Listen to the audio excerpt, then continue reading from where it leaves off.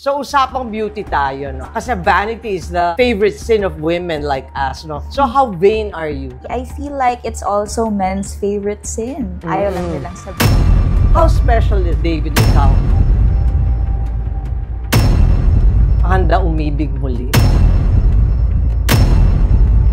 Kapusa sweetheart, Barbie Fortesa! Yay! Welcome to Dollywood PH! Thank you so much po. Actually, 2 dolls po ito. Oo, kaya yes. talaga sinegay ko, Barbie doll. And say hi to the mga kadal-dal. Hello po sa mga kadal-dal dyan. So happy to be here and so happy to see you Yes, po. and thank you for accommodating. And syempre, thank you kay Jojo. Yes! Kay Boss Jojo and Miss Irene for making this possible. And congrats on your new show, no? Nag-premiere na sa View. Ang Velma Beauty, para yan sa ating mga minamaliit, mga kinukutsa. #Noreen Sakala. Gusto ko lang po talaga makapasok dito sa Velma Beauty. Matagal ko na pong pangarap to. Mag-uumpisa na ang palabas.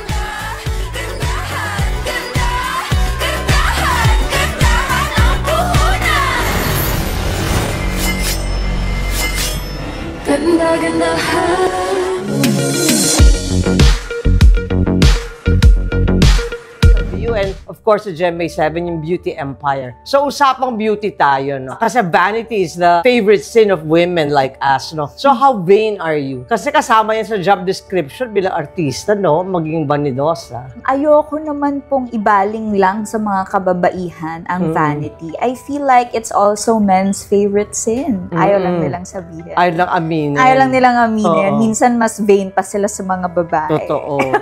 Or baka takot sila masabihin, naku, bading ata yun. Kasi parang mas validosa pa sa atin. Angle. Oo. Not that it's bad naman Oo. po. Pero how vain am I? Siguro po dahil lang parte siya ng trabaho ko. Pero hindi naman to the point na pag lumalabas po kasi ako kunyari errands, hindi po ako halos nagme-makeup. Hindi rin po ako masyadong De-glamorize.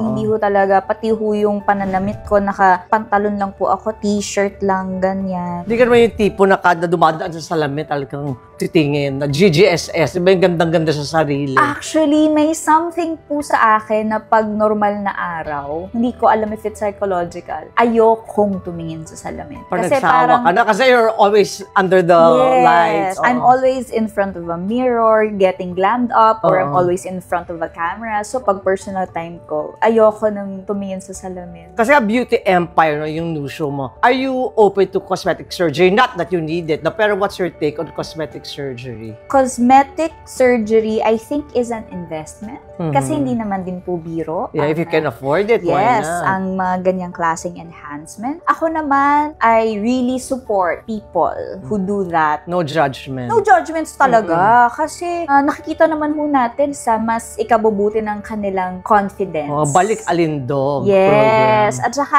ako naman kasi naniniwala naman po ako at walang etos po ito na lahat naman po ay maganda. Kasi it is subjective. Beauty is subjective. So, umpisa pa lang po, maganda na tayong lahat. Nasa sayo na lang yan kung paano mo siya. O yung cliche, di ba? Beauty is in the eyes of the beholder. Yes, ganyan po. Kung paano mo siya dadalhin. So, if you feel like you still need to improve something sa sarili mo, pero it will make you feel better if you do it, then go for it. If Support ever ako you dyan. age, would you consider, kunwari, anong part mo gusto mo enhance or paritoken? Not that you need it, may improvement or you'd rather stay natural talaga? Well, baka naman po kasi kainin ko rin po ang mga salita ko, di ba? Ayoko naman magsalita ng tapos. Pero sa ngayon po, hindi ko pa ho siya naiisip na what if pag tumanda Farthest from your mind. gagawin ko ba siya? Kasi parang hindi nga rin ako ganun ka-vain to think about it na malayo pa naman in the future. Siguro, well, pag nandun na po tayo, mamalaman. Pero kasi, Pero parang hindi naman eh. kasi sa nakikita ko po sa nanay ko, maganda pa rin ng nanay ko eh. May 60 years old. Opo. Oo. It's in your genes. Ano yun? I got it from my I mama. got it from my mama, Yun, with yeah. feelings. Your series is also about parang revenge, power struggle. In real life, how do you handle competition? Well, as much as possible po, I avoid competition. So, You only compete with yourself. not even. Kasi Leo po kasi ako. So, parang if I feel like Stubborn? I'm parang ganyan po. Oo. So, parang feeling ko po kasi as a Leo, when I put my mind into something, masyado ko siyang i-overthink, i-analyze. So, feeling ko, competition is something negative para sa akin. Baka kasi masyado ko po siyang i-overdo. I might overdo it. Baka hindi siya makabuti for me. So, mas nagiging mabait po ako sa sarili ko. So, mas parang acceptance. I only take what's meant for me. Iniisip ko na this is what I deserve. So, kaya ito lang yung meron ako. Kaya andito lang ako. Pero, it doesn't mean na I'm gonna settle for what I have. You won't be or who I am. complacent. Hindi You won't naman sit on po. your laurels. Hindi naman po, pero there's no pressure. In terms of competition kasi, kaakibat niyan ay pressure eh. Parang yun yung ayokong ibigay sa sarili ko kasi I really want to enjoy my journey. That reminds me of one of the advice that my mom gave me. Ma-share ko lang na siya daw kasi, she never watch her competitors. She just focus on her own path. Kasi pag tingin ka daw ng tingin sa mga kalaban mo, lingon ka na lingon, malalagpasan ka na nila. So parang make sense talaga yung Yes, sinabi mo. You'll never be satisfied kasi syempre lagi namang may mas sexy, mas maganda, mas matangkad. Andun naman tayo, pero nobody can be you. May And ibang that is your vibe. power. Oo. Yun na yun. Meron din about revenge sa series yun. Sa real life, what's your take on revenge? Ang experience ko dyan has to do a lot with karma. Parang I don't really... Magbo-boomerang din. babalik Opo, din. mas ganun na lang. What goes around comes around na lang. Pero Leave it to karma na lang. Opo. Kumbaga kung may ipaglalaban ako, not to seek revenge, but more of para sa improvement ko na lang po. Pero yung revenge kasi parang masyado siyang dark. Masyado siyang dark. Eh, masayahin po Sabi, kami ng don't pamilya get ko. mad, get even. Yes, diba? yun ganun na lang po siguro. Yung co-star mo this Kylene Alcantara, Yes. pareho kayong nagmo-move on, di ba, from a relationship. So, how's the healing process? Baka you can share din kung paano ka nag-move on. I love Kylene. I really love Kylene so much. Ayokong mapunta po ang conversation natin sa angle na yan. So, I am just here for her and we're really, really happy. Ang saya ko nakatrabaho ko siya It's your ngayon. first time together, Yes, right? to do a drama project po. Dati po sa ano po kami, mga All Out Sundays, mga Sunday shows, ganyan. Pero first time ko siyang makita sa kanyang forte. Saka talaga kayong mag-head-to-head kayo dito, di ba? Yes po, Oo. yes po. I'm very, very excited about that. And I've been very busy. I am overwhelmed with gratitude. Parang I don't have a right to be lonely. Kasi parang life has been showering me with blessings and good people to be around with. Napakasaya ko po. So you're happier now that you're single, would you say? Well, again po, I really don't want being single to be the reason why I'm happy. Maybe it's because I appreciate the people around me more now and mas marami akong nadidiscover about myself. Like Parang, what did you discover about yourself? This era of your Kalain yung kaya life? kong tumakbo ng 16K, oh, Miss Talaga? Dolly. Oh. Yeah! 16K. 16K? Grabe. Diba? So you're going for more. If I get the chance and the time to train, why not, diba? Mga marathon, ganyan. Pero ano na po yan, medyo suntok sa buwan na po yan. Kasi I need enough sleep and training for that. Pero ngayon, I'm just really, really happy na I get to spend time with myself. I get to do things on my own. Ang saya ko kasi pagka free days ko, I really look forward to making plans na lumabas, ganyan. Nagiging mas outgoing ako ngayon. Just enjoying life. So hindi ka pa handa umibig muli? Ang lalim nung tanong, parang ano, Oh, parang yes. pang teledrama. Oh, teleserye. yes. Well, you don't plan naman those things. Yes, we don't po. We don't plan those things. Pero, maybe now, I realize it's not about being ready to be in love or to fall in love again. It's really fully loving yourself first. Kasi, feeling ko naman, pag nasa tamang posisyon ka na sa buhay, the right person will attract. Parang makaka-attract ka ng tamang tao. So, You it's won't not about just be being ready, willing, and able, di ba? Yes. I'm not pushing myself to be ready. I'm really just enjoying. Pero I'm sure ang dami nakaabang dyan. Mga 36. Ah, 36? Kasi, nagtayo Grabe stylist naman ko. yung Parang 30. wala naman. Parang eme-eme ka naman, Barbie. At 36, ang nakaabang. Naku, ano Joke ba? lang po. Hindi, wala po. Hindi po In totoo yun. alphabetical order ba to? Or chronological order? Or according to height? Oo. Mapunta tayo sa friendship mo with David Licauco. So how special is it na it makes it different from the rest of your male actors or even yung wala sa showbiz na male friends mo? Friendship with David is definitely different kasi sa trabaho namin, ang ginagawa namin, pang-jowa po eh. Oo, barda. Yeah, so yun Sikat pa na lang sikat. sets him apart from all my other male friends like si Derek, si Christopher, si Alden, yung mga twins po. Kasi hindi naman kami nagsusweet-sweetan, diba? So with David, merong conscious effort kasi part ng trabaho namin na maging sweet sa isa't isa, ganyan. So siguro yung level of care, I would say, iba. Kasi yung sa kanya, mas parang, I feel like the way he cares for me and the way I care for him is more delicate. He's also single. Or nagkataon naman, nasabay kayong single. No? Hindi nyo naman plinano yun. Coincidence lang. Hindi naman. Oo. Yun siguro po yung level of care and yung support, ganyan. Pero bukod po doon, I think David is really good person to be around with and he's really good with advices. So ano yung advices sa'yo? Or finalo mo ba yung advice niya? Kasi it's a different thing, di ba? To ask for it and to really do it. Gagawa ko ba yun? Masunod ko ba? Like, may advice ba si David sa'yo? Like, healing a broken heart, moving on? Ano ba? Siguro, payaman ka muna. Sobrang yaman. As a businessman. Sino mas mayaman sa inyo? Oo, ganyan. So, mabibili na yung love na yan later on, payaman muna tayo. Actually, more than love advice, ang mga nakukuha ko talaga sa kanya, advice about starting a business. He really wants me He really has business acumen. Yes, explore na mag-business. Mas yun talaga siya. So talagang friendship, walang mali siya at all. Wala po. But we really do care for each other. Totoo. Yeah, and it shows. Mabalik tayo sa beauty empire. Sige No? What are your beauty rituals? Meron bang parang kakaiba yung naghuhugas ka ba ng tea? May mga ganun di ba? Yung not the usual beauty regimen. Is there any you can share? Well, nothing unusual, pero I do everything religiously. Like, I see to it na kahit gaano pong kapagod sa taping, hindi ako matutulog ng may makeup. Kasi dun ho talaga nagsisimula ang mga chismis. Tapos, meron akong ginagamit na yung malamig sa mukha po. Cryosticks ba yung tawag doon? Pampa-depuff, di umano. Tsaka, hindi ko po alam po totoo yun. Pero ang Ano to, napansin ko homemade lang? hindi po, po siya. Para siyang metal na yung pwede nyo ilagay sa ref pag lumamig. Para hindi siya yellow. Kasi ang yellow po, tumutulo eh. Oo. So you do that ritual every day? Yes po. Pero hindi ko sure kung nakakatulong talaga siya sa akin to depuff. Pero ang napansin Placebo ko sa effect. kanya, yan. Mas maganda po yung lapat ng makeup pag ganun. Kita naman.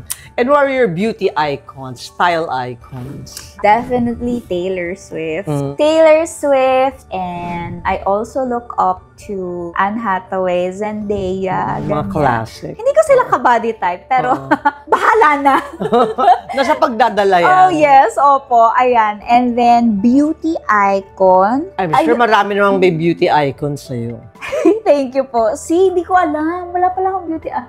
So baka hindi nga po ako vain talaga. Oo, now, talagang na hindi mapatunayan masyadong natin. po ang beauty sa akin. And what are you learning from your character, Noreen, no? Dito sa Beauty Empire. Anong take-away mo sa character? Ni Noreen? Yeah, your learnings from her. Ang pinakadelikado sa lahat ay yung underdog.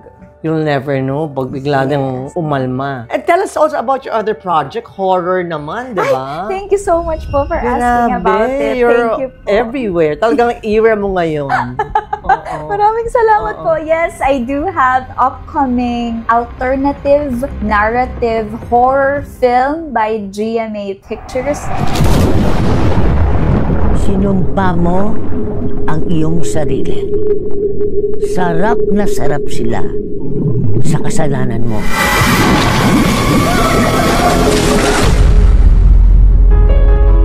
Ate, hihintayin kita ha. Sensya ka na, Bunsoy, Hindi ka namin nabigyan ng mas maginhawang buhay. Si Mama po. Nawala ng parang bula.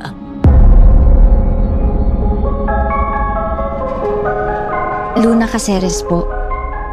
Maglilinis po ako sa inyo. You are such a good daughter, Luna. You're a much better cleaner than Natalia. Kilala niyo si Mama?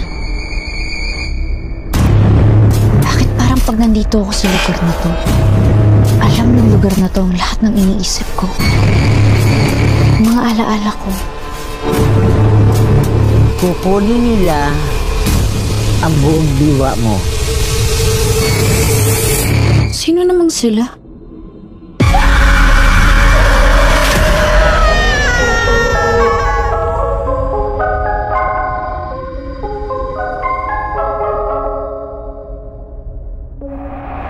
Kakaiba yung alternative narrative. horror. Yun po What does ang it mean, tawag. ma'am? Kakaiba. It means it is a mind-bending horror. So it really attacks your mind. It plays with reality. Mind Parang ganyan. If we can mention that. Oh, yes, yes. Po, exactly that. It's really more about your reality, which makes it more scary, diba? Real life horror, kumbaga. And we will also dive into mga personal life struggles, and that's where we will begin the real life horror. Saka mas nahirapan, Barbie? This horror or this beauty empire sa role mo? They are both equally challenging. With my horror film P77, it's challenging because it's a totally new genre for me. It's one of my favorite genres. As a moviegoer, yun din ho ang gusto kong panoorin. Mga ganyang klaseng horror. Yung mag-iisip ka ho talaga. Hindi lang puro jump scare. And then, it was also challenging for me doing P77 because I was also doing